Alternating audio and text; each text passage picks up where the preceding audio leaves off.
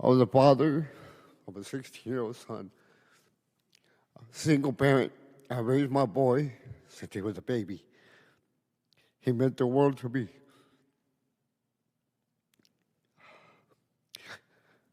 I got the vaccine to protect my son.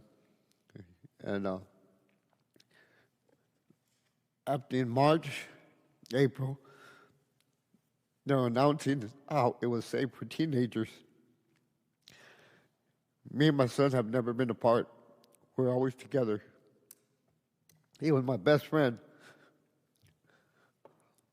I always told him it was me and you against the world. He joined ROTC in high school.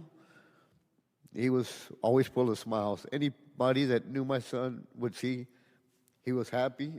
I wasn't rich, but I gave him everything he wanted. We didn't lack for anything.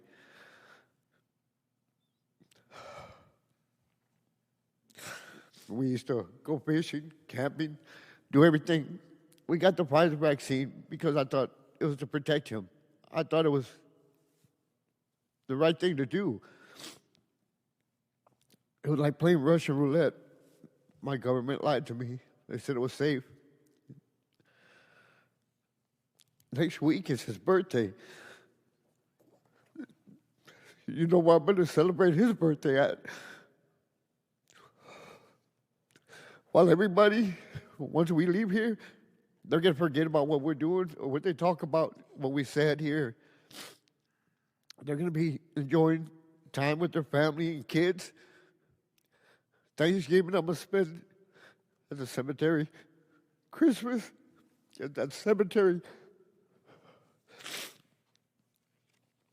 They need to quit pushing this on their children. I lost mine. Y'all need to protect yours.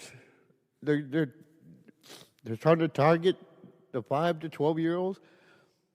We're going to have more deaths in our hands than they plan. And they say it's worth the risk. It wasn't worth the risk